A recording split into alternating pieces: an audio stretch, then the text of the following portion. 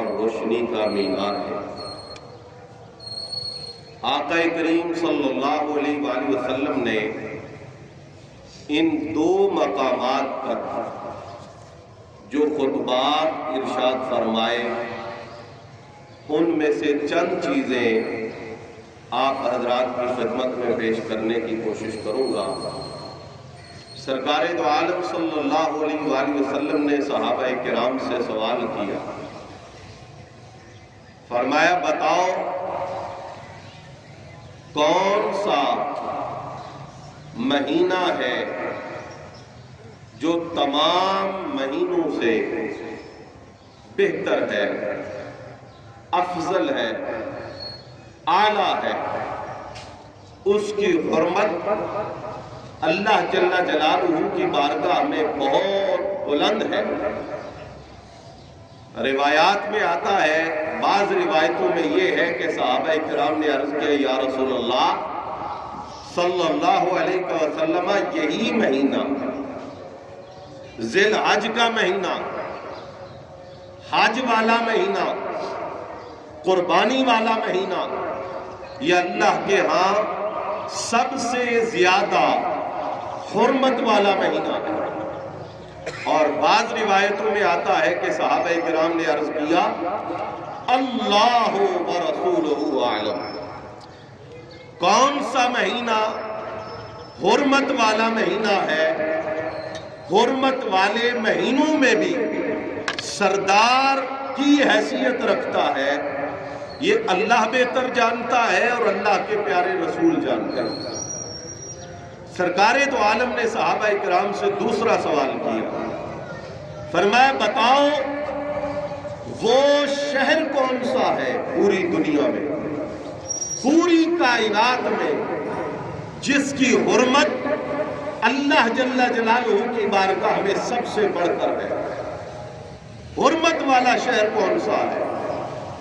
پھر دو قسم کی روایتیں ہیں۔ بعض صحابہ نے عرض کیا حضور یہ مکہ شریف ہے، یہی حرمت والا شہر ہے، بلد ہے۔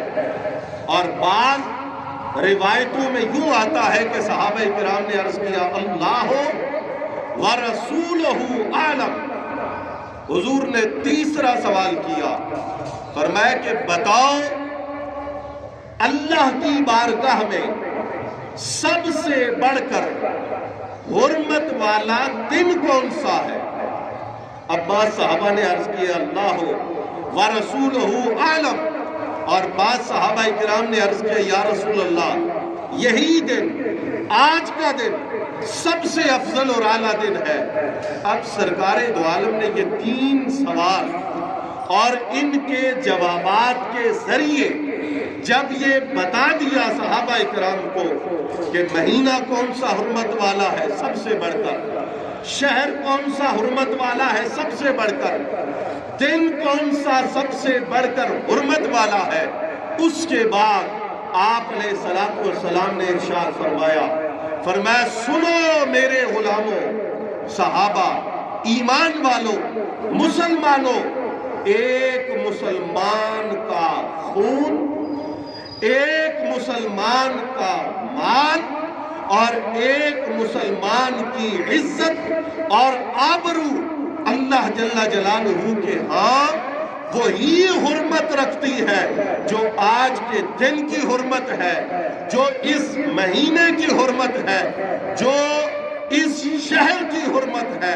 مطلب یہ ہوا جس طرح وہ شخص مجرم ہے، گناہگار ہے، جو مکہ کی حرمت کا خیال نہ کرے، جو اس دن کی حرمت کا خیال نہ کرے، جو اس مہینے کی حرمت کا خیال نہ کرے، میرے آقا نے فرمایا اس سے بڑھ کر مجرم وہ ہے جس کو دوسرے مسلمان کے خون کی پرواہ نہ ہو۔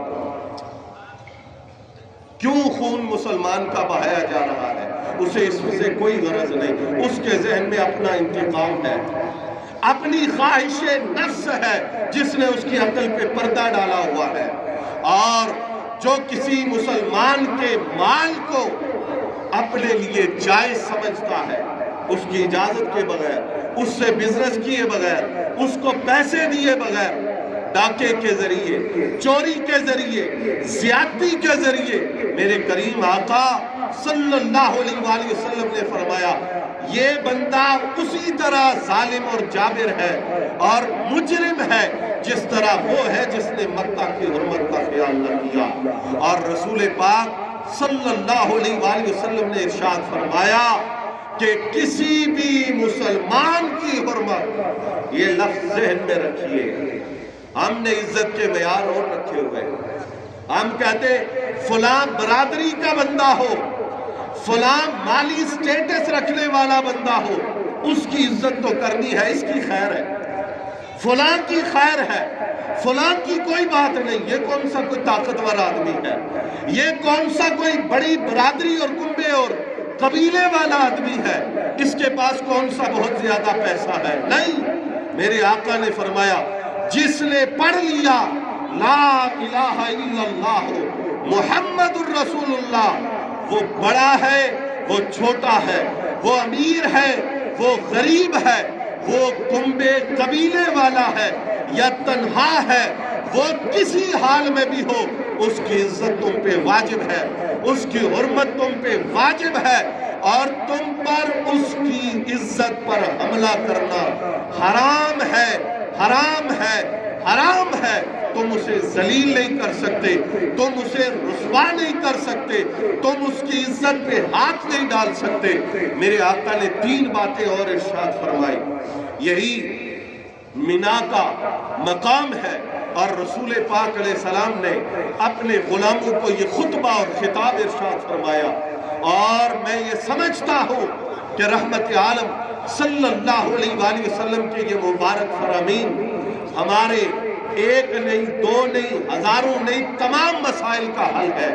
سرکار نے پہلی بات ارشاد فرمائی، فرمایا ہر عمل میں اخلاص کو لازم پکڑو، یہ سرکار کا خطبہ ہے، جو کرو اللہ کی رضا کے لیے کرو، کوئی عمل دنیاوی اغراض کے لیے، ریاکاری کے لیے، دکھلاوے کے لیے، لوگوں کی خوشنودی کے لیے وہ نہیں ہونا چاہیے، جو کرو خالصتاً اللہ جل جلالہ کی رضا کے لیے کرو۔ قرآن کے لفظ قل ان صلاتی ونسکی ومحیای ومماتی للہ رب العالمین، محبوب فرما دیجئے بے شک میری نماز، بے شک میری قربانی، بے شک میرا اس جہان میں تمہارے سامنے بقید حیات ظاہری، بقید حیات دنیاوی رہنا اور میرا اس جہان سے پردہ نشی ہو جانا، یہ سب کچھ اللہ جل جلالہ کے لیے ہے۔ میرے آقا نے جو دوسری بات فرمائی، پہلی اخلاص، اور دوسری بات حضور نے کیا فرمائی؟ سرکار نے فرمایا لوگوں فرقوں سے بچنا، بڑی جماعت کو لازم پکڑنا۔ یہ چھوٹے چھوٹے فرقے، یہ چھوٹی چھوٹی جماعتیں، یہ چھوٹے چھوٹے طبقات، ان میں نہ پڑنا، اور ان کی ایک نشانی یہ ہے کہ یہ اچانک نمودار ہوتے ہیں، ان کا بیک گراؤنڈ نہیں ہوتا۔ جو طبقہ، جو جماعت حضور صلی اللہ علیہ وآلہ وسلم کے زمانہ مبارکہ سے لے کر آج تک، اور آج سے لے کر قیامت تک تسلسل کے ساتھ چلی آ رہی ہے، وہی جماعت ہے جس کو رسول پاک نے لازم پکڑنے کا حکم دیا۔ اس کے علاوہ جو چیزیں اچانک نمودار ہو جائیں، جس کا استاذ کوئی نہیں، جس کا شیخ کوئی نہیں، جس کا پیشوا کوئی نہیں، جس کا سلسلہ کوئی نہیں، جس کا ما قبل اور ماضی کوئی نہیں ہے، وہ شخص فرقہ ہے، وہ فتنہ ہے، وہ نئی جماعت ہے۔ ایسے لوگوں سے بچنے کا حضور نے حکم دیا، فرمایا بڑی جماعت کو لازم پکڑو۔ اور ایک نشانی میں آپ کو بتا دیتا ہوں، جو بڑی جماعت ہے اس کی سب سے بڑی نشانی یہ ہے کہ وہ ادب والے لوگ ہیں، ان کے ہاں اللہ کا ادب ہے، رسول اللہ کا ادب ہے، قرآن کا ادب ہے، بیت اللہ کا ادب ہے، اہل بیت رسول کا ادب ہے، اصحاب رسول کا ادب ہے، اولیاء اللہ کا ادب اور احترام ہے۔ رسول پاک کے شہر اقدس کا ادب و احترام ہے۔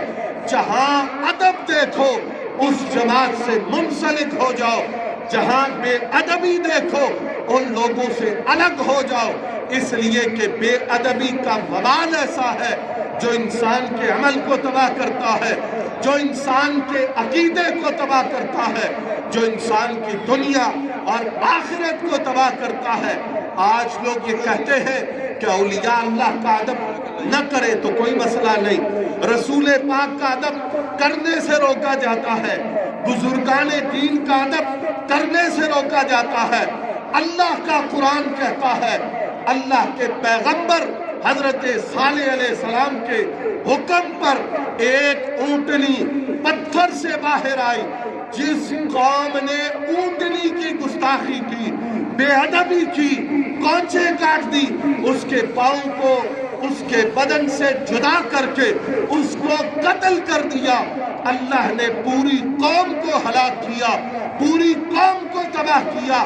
اگر ناقۃ اللہ کی بے ادبی کرنے سے پوری قوم تباہ ہوتی ہے تو ولی اللہ کی بے ادبی کا وبال کتنا زیادہ ہوگا، پھر نبی اللہ کی بے ادبی کا وبال کتنا زیادہ ہوگا۔ رسول پاک نے ارشاد فرمایا، سواد اعظم کو پکڑو، بڑی جماعت کو لازم پکڑو۔ اور تیسری بات اللہ کے پیارے محبوب نے، اللہ کے پیارے رسول نے یہ ارشاد فرمائی، فرمایا مسلمانوں کے حاکم کی اصلاح کرو۔ جو بھی تمہارا حاکم ہے وہ صحیح چل رہا ہے اس کی حوصلہ افزائی کرو، وہ غلط چل رہا ہے اسے بتاؤ۔ یہ اللہ کی مخالفت ہے، یہ رسول اللہ کی مخالفت ہے۔ اس امت میں جو ہستی سب سے پہلی حکومت، سب سے پہلی حکمرانی، سب سے پہلی خلافت، سب سے پہلی رسول اللہ کی نیابت پر فائز ہے، وہ حضرت سیدنا ابو بکر صدیق رضی اللہ تعالیٰ عنہ ہے، جن کے متعلق حضرت سیدنا امام زین العابدین علیہ السلام نے فرمایا دنیا والوں سن لو، ابو بکر و عمر کا مقام رسول اللہ کی بارگاہ میں جیسا ان کی ظاہری حیات میں تھا، فوت ہونے کے بعد قیامت تک اسی طرح ہے۔ حضرت ابو بکر صدیق رضی اللہ تعالیٰ عنہ نے ارشاد فرمایا، اے لوگوں میں تم پہ خلیفہ بنا دیا گیا ہوں، لیکن یاد رکھنا اگر میں صحیح چلوں تو میرے ساتھ کھڑے ہونا، اور اگر میں صحیح نہ چلوں تو میری اصلاح کر دینا۔ حضرت ابو بکر صدیق کی زندگی گواہ ہے، تاریخ گواہ ہے، سیرت گواہ ہے کہ وصال تک ایک عمل بھی انہوں نے اللہ اور اس کے رسول کی شریعت کے خلاف نہیں کیا، لیکن پھر یہ فرمانا اس بات کی طرف اشارہ ہے کہ صبح قیامت تک کسی بھی حاکم کا ساتھ تب دینا جب وہ اللہ اور اس کے رسول کا فرما بردار ہو، اور اگر رب رسول کا نافرمان ہو تو اس کے ساتھ کھڑے نہ ہونا۔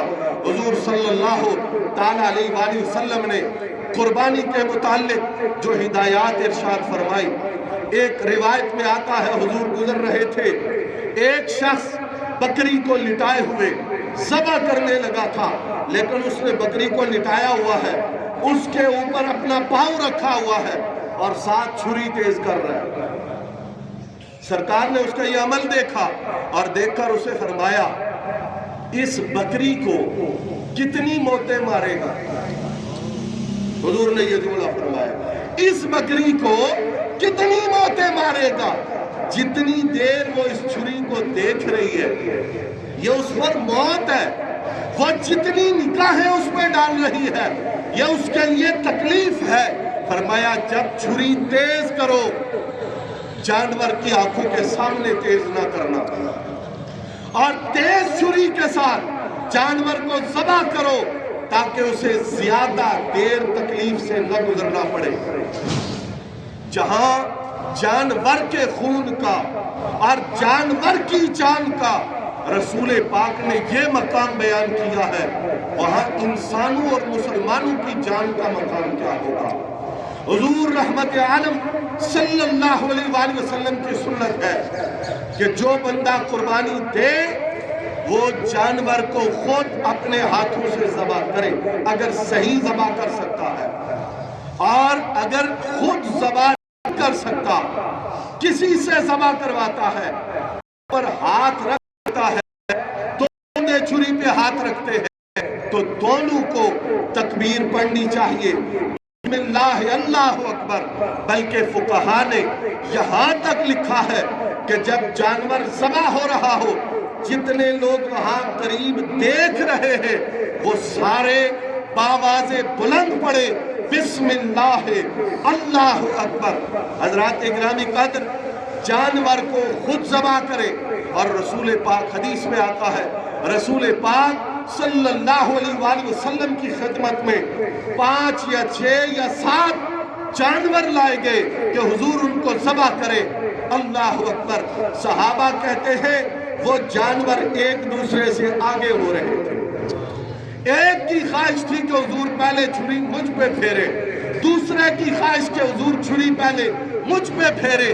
اس سے یہ بات ظاہر ہوتی ہے کہ نبی پاک کی سنت ہے کہ خود اپنے ہاتھ سے جانور ذبح کیا جائے، اور حضور نے حضرت مولا علی شیر خدا رضی اللہ تعالیٰ عنہ کو بھی قربانیاں ذبح کرنے کا حکم دیا۔ 100 جانور حضرت علی شیر خدا نے ذبح کیا حضور کے حکم سے۔ اس کا مطلب یہ ہے خود بھی جانور ذبح کر سکتے ہیں، کسی سے بھی کروا سکتے ہیں، لیکن جو جانور ذبح کرے وہ صحیح العقیدہ مسلمان ہو، وہ صحیح العقیدہ انسان ہو۔ عیسائی سے، یہودی سے، غیر مسلم سے جانور ذبح کروانا جائز نہیں۔ عید کی قربانی کے جانور کا گوشت وہ صرف مسلمانوں کو دیا جائے، یہ حرمت والا گوشت ہے، یہ پاکیزہ گوشت ہے، غیر مسلم کو دینا جائز نہیں ہے۔ اس کی رسی، اس کی کھال اور اس کے دیگر جو آپ گوشت میں چیزیں خود استعمال نہیں کرتے، اگر کسی کو دے تو قیمتاً دینا جائز نہیں ہے، اس کی اجرت لینا جائز نہیں ہے، قصائی کو بطور اجرت دینا جائز نہیں ہے، اس کے لیے الگ اجرت مقرر کی جائے۔ یہ آپ جس کو دے اللہ کی رضا کے لیے دے، صدقہ کی نیت سے دے۔ حضرات گرامی قدر، قربانی کے بڑے جانور کے اندر 7 افراد شریک ہوتے ہیں، اگر 7 سے کم شریک ہو تو پھر بھی قربانی جائز ہے، لیکن کسی کا حصہ بھی اتنا نہیں ہونا چاہیے کہ 7 حصے سے ایک حصے سے کم حصہ کسی بندے کے حصہ میں آئے۔ اگر فوت شدگان کی طرف سے کوئی قربانی کرنا چاہے، اپنی قربانی پہلے کر لے، اس کے بعد اگر ان کی طرف سے کرنا چاہے، یہ جائز ہے۔ جس طرح گائے کی قربانی جائز ہے، اسی طرح بھینس اور بھینسے کی قربانی جائز ہے۔ حدیث میں آتا ہے مولا علی فرماتے ہیں قربانی کے 2 دن ہیں، عید الاضحیٰ کے دن کے بعد۔ یہ حدیث ہے، مولا علی فرماتے ہیں قربانی کے 2 دن ہیں، عید الاضحیٰ کے دن کے بعد، یعنی پہلا دن یہ ہو گیا، 2 دن اس کے بعد ہے، اس کی غروب تک، تیسرے دن کی غروب تک قربانی ہے، اس کے بعد قربانی جائز نہیں۔ وہ گوشت ہے، وہ صدقہ خیرات ہو سکتا ہے، پر قربانی کا ثواب نہیں ملے گا۔ آج کے دن، کل کے دن، پرسوں کے دن سب سے بڑی عبادت وہ جانور ذبح کرنا ہے، قربانی کرنا ہے، اور ان لوگوں کے کبھی بھی بہکاوے میں نہ آئے کہ آپ فلاں جگہ پیسے دے دیں، فلاں جگہ پیسے دے دیں۔ قربانی کا عوض اور اس کا بدل کوئی اور عبادت نہیں ہو سکتی۔ میرے آقا نے فرمایا جس کے پاس قربانی کی گنجائش ہے اور وہ قربانی نہیں کرتا، وہ ہماری عیدگاہ کے قریب نہ آئے۔ جس پر عید کی قربانی 1 سال واجب ہے، اگلے سال اگر صاحب نصاب ہے پھر بھی واجب ہے، اس نصاب پہ سال گزرنا ضروری نہیں۔ آج کوئی بندہ فقیر ہے، کل وہ صاحب نصاب ہو جائے تو کل ہی اس پہ قربانی واجب ہو جائے گی۔ قربانی سے مال میں برکت ہوتی ہے، قربانی سے مال میں اضافہ ہوتا ہے۔ جو قربانی دے اپنی آنکھوں کے سامنے ذبح کروائے۔ حضور رحمت عالم صلی اللہ علیہ وسلم کے غلاموں، اللہ کی راہ میں مال کسی بھی شکل میں خرچ کیا جائے وہ رب تعالیٰ کی بارگاہ سے درجہ قبولیت پاتا ہے۔ نماز عید کا طریقہ سماعت فرما لیں، اور جو ساتھی بیٹھے ہیں وہ اپنی صفوں کو درست کر لیں۔ اگلی صفوں میں جگہ خالی ہو تو اگلی صفوں کو مکمل کر لیں تاکہ پیچھے آنے والے ساتھیوں کو مشکل پیش نہ آئے۔ حضرات گرامی قدر، عید کا طریقہ سماعت فرما لیں۔ نیت رکعت نماز عید الاضحیٰ واجب 7-6 تکبیرات زائدہ کے، منہ طرف خانہ کعبہ شریف کے، پیچھے امام کے، اللہ اکبر، اس کے بعد ثنا پڑھیں گے۔ ثنا کے بعد 3 تکبیریں کہی جائیں گی۔ پہلی تکبیر کے لیے ہاتھ اٹھائیں، چھوڑ دیں۔ دوسری تکبیر کے لیے ہاتھ اٹھائیں، چھوڑ دیں۔ تیسری تکبیر کے لیے ہاتھ اٹھائیں، باندھ لیں۔ اس کے بعد معمول کے مطابق پہلی رکعت ہوگی، پھر دوسری رکعت شروع ہو جائے گی۔ جب امام قرات مکمل کر لے اس کے بعد تکبیر کہی جائے گی۔ رکوع میں نہیں جانا، ہاتھ اٹھانے ہیں، چھوڑ دینے ہیں۔ پھر دوسری تکبیر ہاتھ اٹھائیں، چھوڑ دیں۔ تیسری تکبیر ہاتھ اٹھائیں، چھوڑ دیں۔ چوتھی تکبیر پر ہاتھ نہیں اٹھانے، رکوع میں چلے جانا ہے، اور اس کے بعد نماز مکمل ہوگی۔ اور نماز مکمل ہونے کے بعد